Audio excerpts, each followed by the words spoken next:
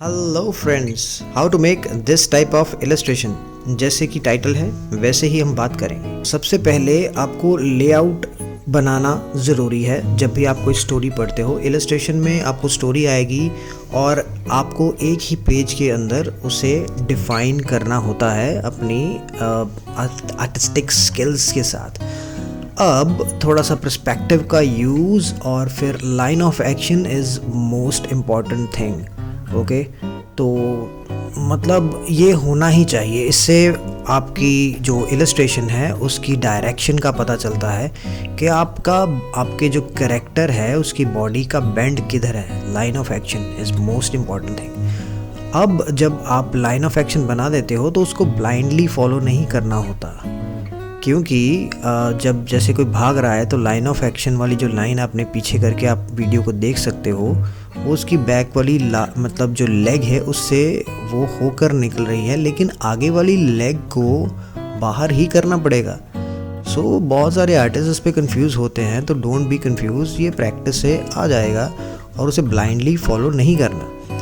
Now the basic thing is, अब construction lines या wire frame lines इस body के ऊपर हों, उससे क्या पता चलता है कि उसके अंदर वॉल्यूम कितना है। और जितने भी आप YouTube चैनल देख रहे हो, अब आप देख रहे हो कि हाथ ड्रॉ हो रहा है, तो आप बहुत सारे YouTube जो चैनल देख रहे हो, जो इंडियन YouTube चैनल हैं जो कि बच्चे रन कर रहे हैं, उनके अंदर यही प्रॉब्लम है। शायद ये वीडियो माइट कभी वो सुने और अपने आप को इम्प्रूव करने की कोशिश करें, लेकिन ख़ासियत क्या है, जब भी कोई आर्टिस्ट को बढ़िया माना जाता है तो वो इस सभी चीज़ों से गुज़रता है। फिर अपना स्टाइल, उसे लगता है कि हाँ नहीं, मैं इसमें कंफर्ट हूँ और या मैं इसमें ये कर पाता हूँ। वो चैलेंजेस भी लेता है और कंफर्ट भी देखता है, और जो लोगों को लगता है अजीब।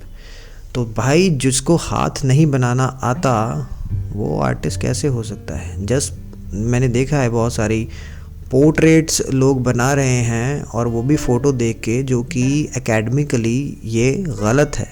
ओके, और देखो, अगर बिना किसी एकेडमिक नॉलेज के आप ये चीज़ कर रहे हो तो उसके बाद क्या।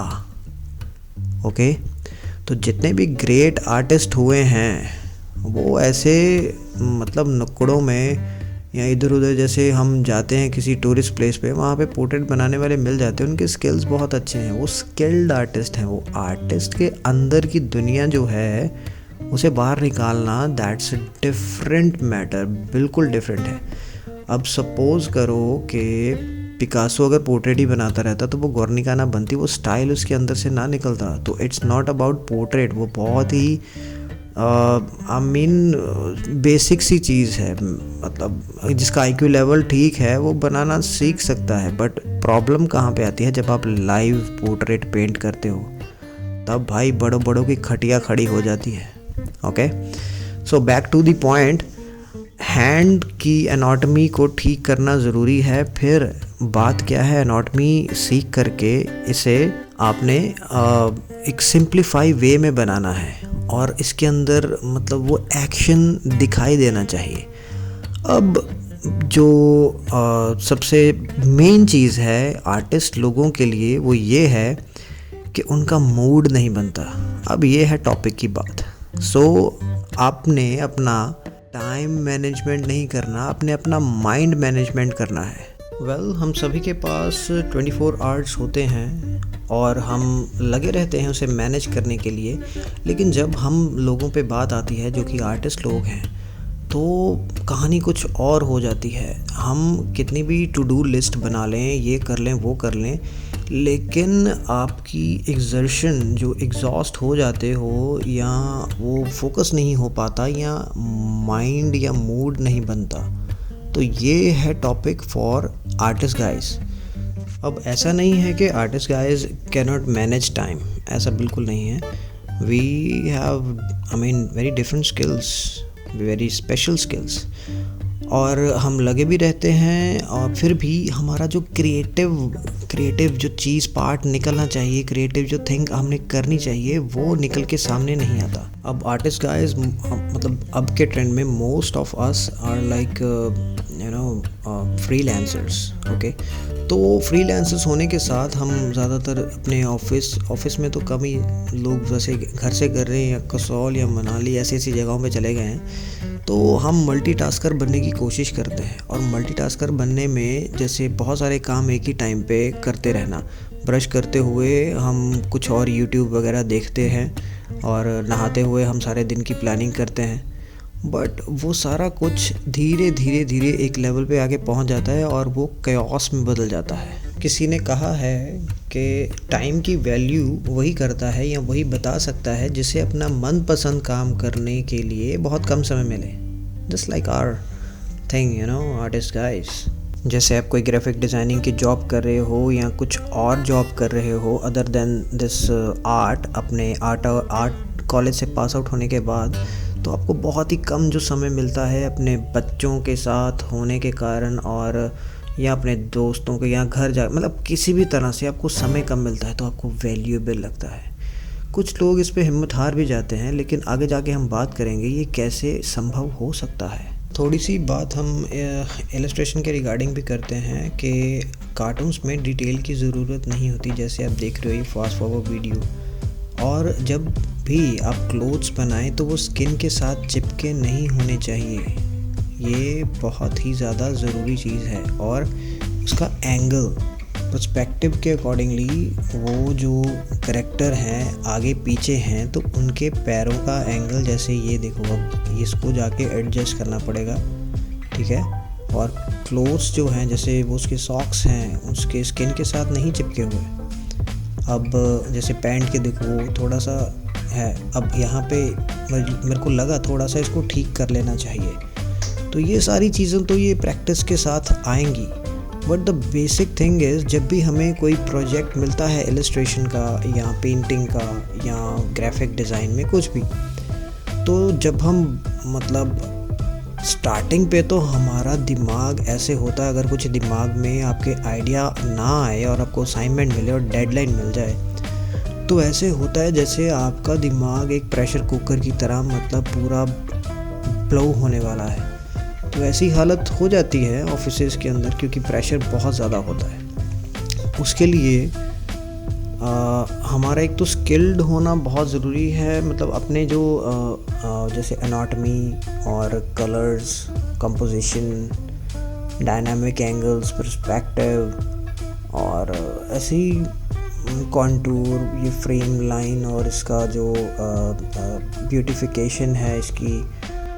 टाइम मैनेजमेंट को लेके बहुत सारी गलत एजम्पशंस बना रखी हैं लोगों ने। पहला गलत एजम्पशन है कि टाइम कम्युनिटी की तरह है। सभी के पास 24 आवर्स होते हैं, लेकिन हर particular hour is a different type of hour. अब एज बीइंग एन आर्टिस्ट शायद आप ये बात समझ सकें कि हर दिन की हर पल में आपकी एनर्जी अलग अलग होती है, जैसे सुबह की एनर्जी अलग है, दोपहर की अलग है, इवनिंग की अलग है। तो बहुत सारे जो आर्टिस्ट हैं वो ज़्यादातर अपने टाइम को कहते हैं कि वो मतलब फ्री टाइम में बैठे हुए हैं, बट आर्टिस्ट ऐसा नहीं करते।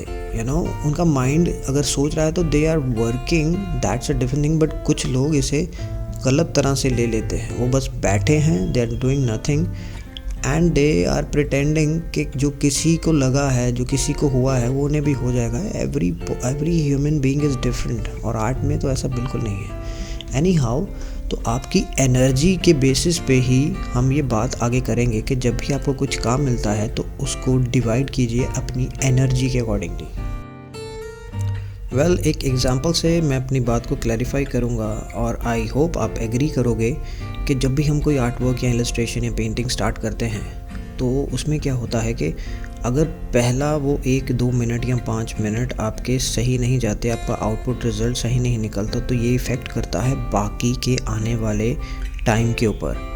तो जो एक या 5 मिनट सही नहीं आप परफॉर्म कर पाते, तो आपका मूड थोड़ा सा चेंज हो जाता है, या कईयों का बहुत ज़्यादा हो जाता है, कुछ डिसहार्ट हो जाते हैं, तो उससे आपकी प्रोडक्टिविटी पे फ़र्क पड़ना शुरू हो जाता है। अब मान लीजिए आप कोई एक इलस्ट्रेशन या आर्ट वर्क या पेंटिंग कुछ भी बनाते हैं, तो वो इतनी ज़्यादा मतलब आपके ऑफिस में अच्छी नहीं मानी जाती या ठीक ठीक मानी जाती हैं, उसे अच्छी रैंकिंग नहीं, मतलब उसे उसे वैसी अप्रिसिएशन नहीं मिलती जैसी कि आप चाहते थे।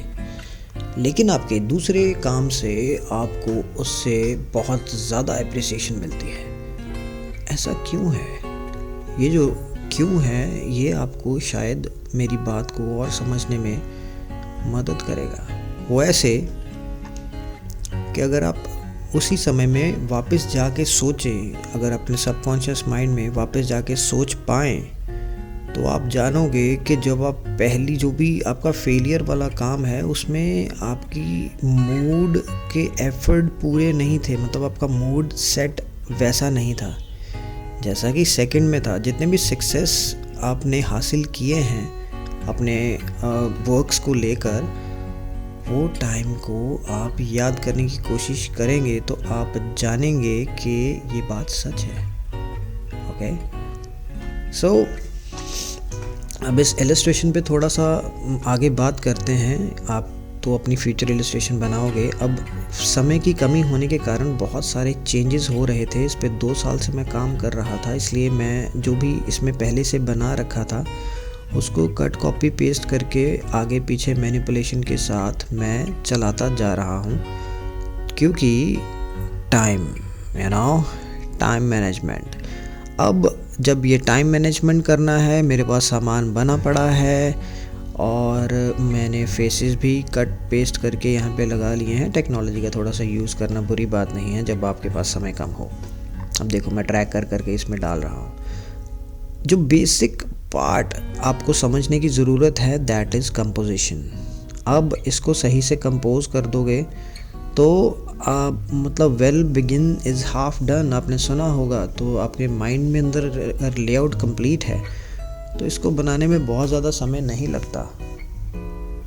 अब ये देखिए, सभी चीज़ों को मैनिपुलेट करके मैंने किस तरह से उसको क्लैरिफाई कर दिया है कि यहाँ पे ये आएगा, यहाँ पे ये आएगा, और कंपोजिशन के अकॉर्डिंगली पीछे जो पेड़ का ट्रंक है वो कहाँ पे प्लेसिंग, मतलब प्लेसिंग पूरी कर दो।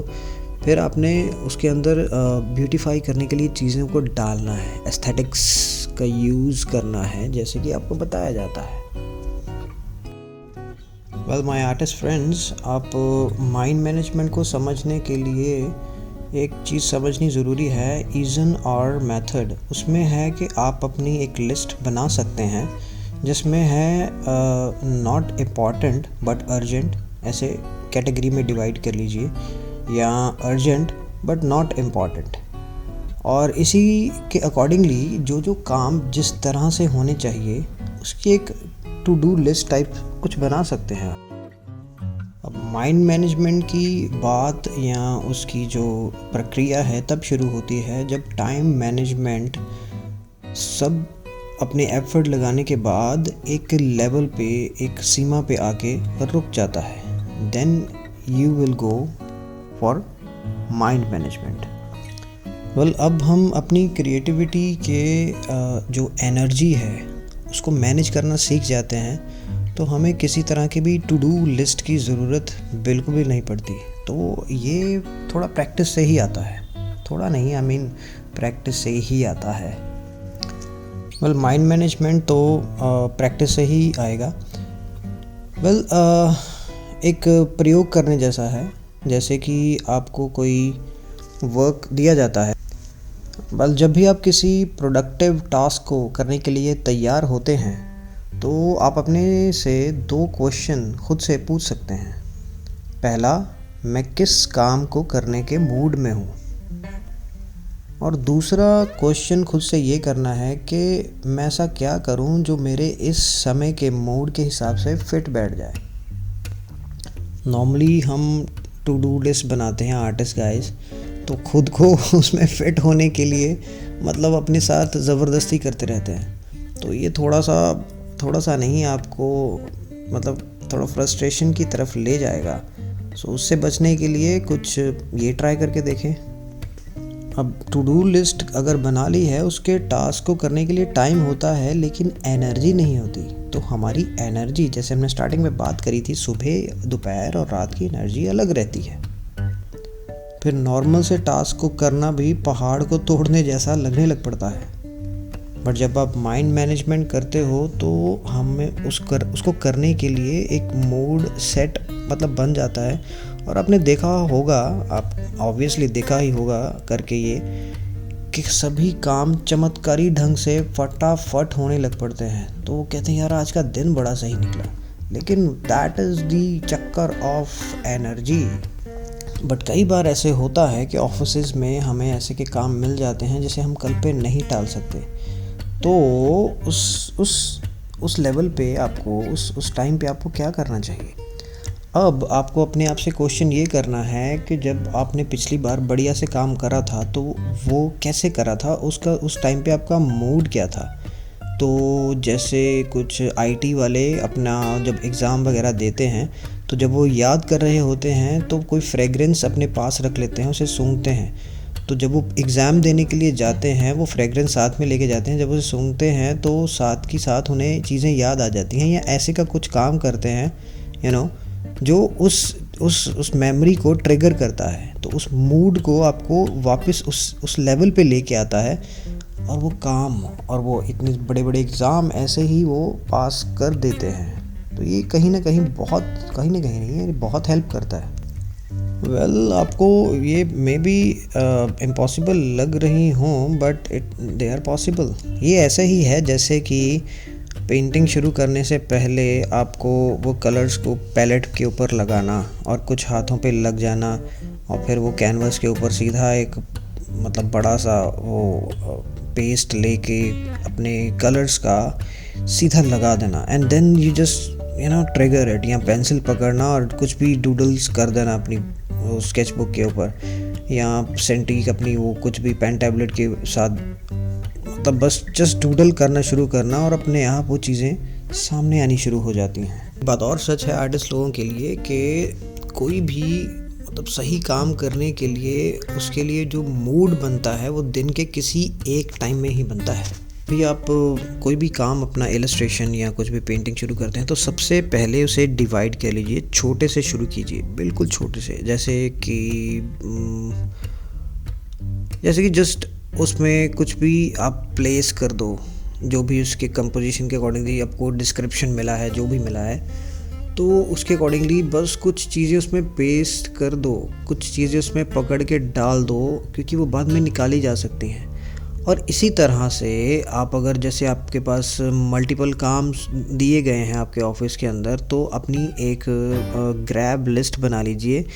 जिस काम को करने के लिए आपका मूड बनता है उसको साथ ही साथ ही निपटा दीजिए, और फिर काम को बदल सकते हैं अपनी दूसरी फाइल के ऊपर जाके अपने फोटोशॉप वगैरह में, कि अब इसको करने का मूड सेट हो रहा है तो थोड़ा सा उसको भी ओके करवा दिया, ठीक है। जब भी आपको अपनी कोई भी काम करने के लिए हर्डल महसूस होने लगे तो थोड़ा सा अपने मतलब लाइब्रेरी जो भी आपने बना रखी है, फोल्डर जो भी बना रखा है, वो कंप्यूटर में हो सकता है, वो वैसे भी हो सकता है, तो उसे जो आपके बढ़िया वर्क्स थे जो एग्जीबिशन में अप्रिशिएट हुए या सेल हो गए या आपके ऑफिस में अप्रिशिएट हुए, उन्हें निकाल के देख सकते हो। और फिर आप इमेजिन कर सकते हो कि जब आपने वो एहसास आपको आया वो कैसा था।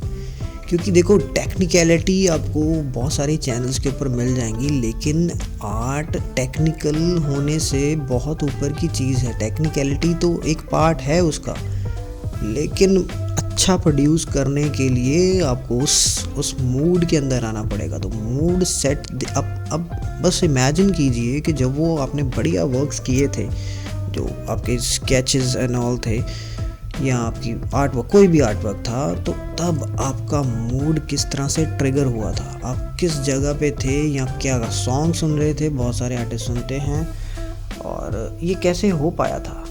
एक आर्टिस्ट के लिए सबसे बड़ी परेशानी यही है कि जो उसकी इमेजिनेशन है उसको अपनी पेंट से, अपनी पेंसिल से, अपने चारकोल से या अपनी सेंटिक से व्यक्त करना, उसको वो सामने कैनवस पे, पेज पे या अपनी स्क्रीन पे लेके आना, ये सबसे बड़ी हर्डल है, मुश्किल है। और किसी राइटर ने ये भी बोला है कि whenever you find that problem, जो भी आपको ऑब्स्टिकल आपके माइंड में आ रहा है, उसको पहचान जाते हो, उसके कारण को जान जाते हो।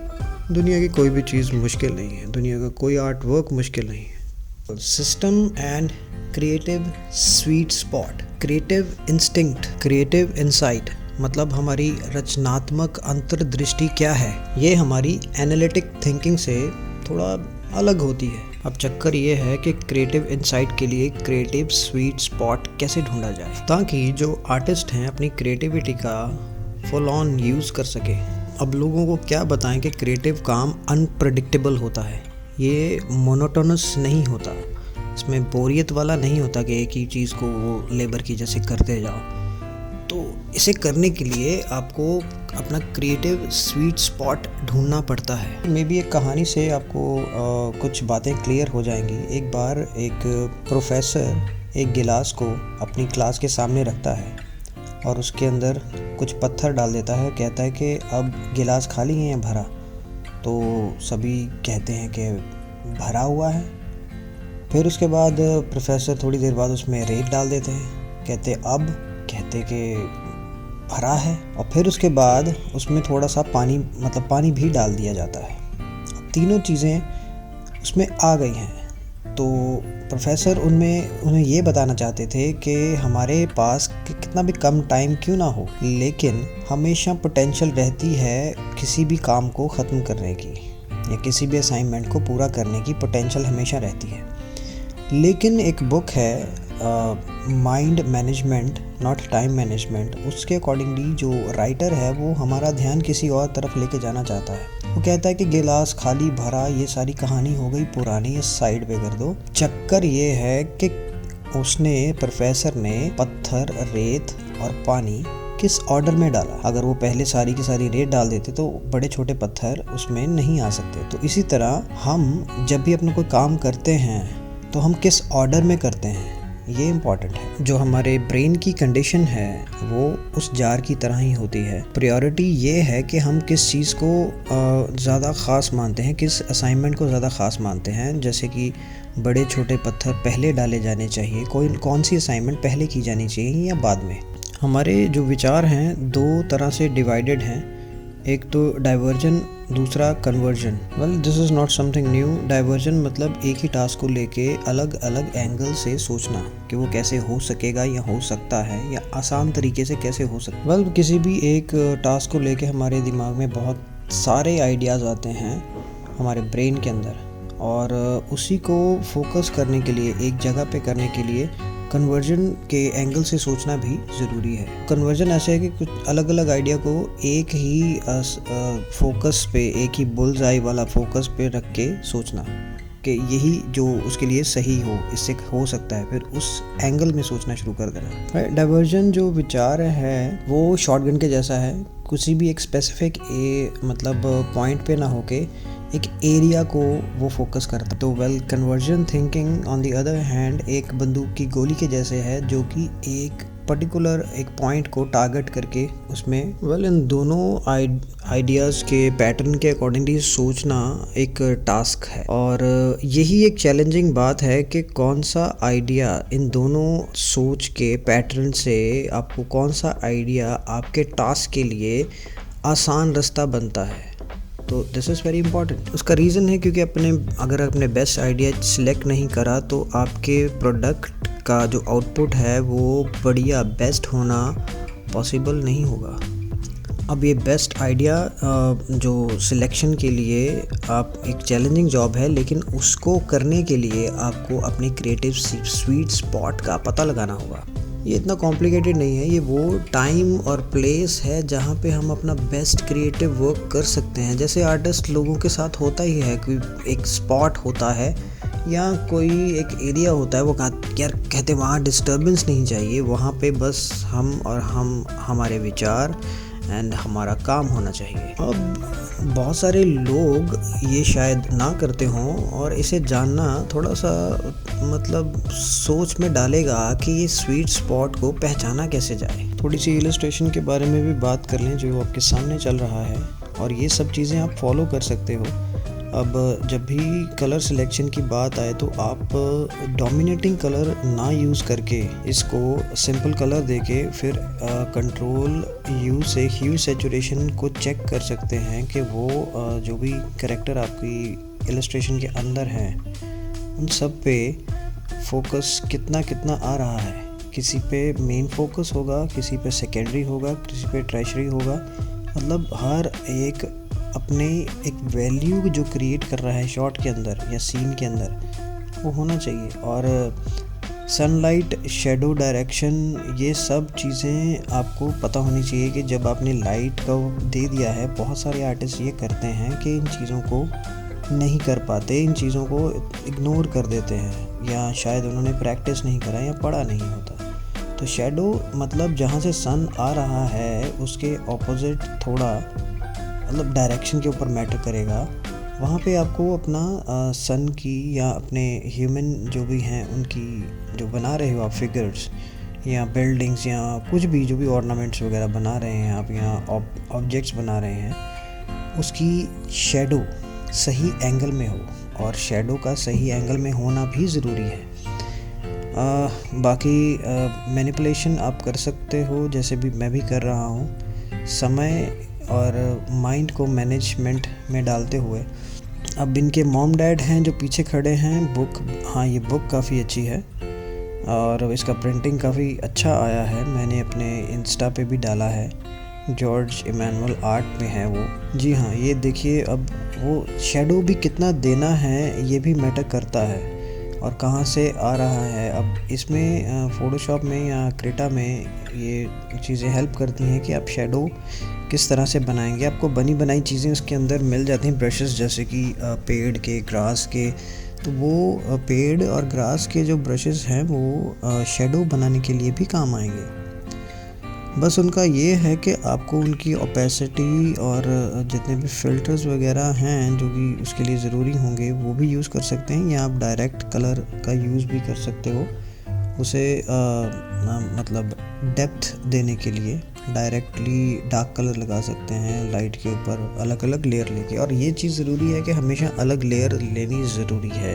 अलग लेयर से ही आप वो चीज़ें अचीव कर पाओगे। सपोज़ आपके क्लाइंट ने कुछ भी चेंजेस आपको बोल दिए तो बड़ी मुश्किल हो जाएगी। गाइस, आज के लिए इतना ही। आई होप आपको ये काफ़ी इन्फॉर्मेटिव लगा होगा, क्योंकि टेक्निकलिटी आपको हर चैनल पे वो बहुत ज़्यादा दे रहे हैं, लेकिन आर्टिस्ट की कुछ और प्रॉब्लम्स भी हैं जिन्हें समझना सिर्फ इस चैनल पे मुमकिन होगा। So keep coming, share with friends, क्योंकि अगर आप सोचोगे ये इन्फॉर्मेशन आप तक रह जाए। मैं भी ऐसे ही बचकानी चीज़ें पहले बहुत बचपन में सोचता था, लेकिन शेयरिंग इज़ केयरिंग। कुछ और लोगों की भी मदद हो सके, ट्यूटोरियल आप शेयर कर सकते हैं। थैंक यू और हैप्पी स्केचिंग।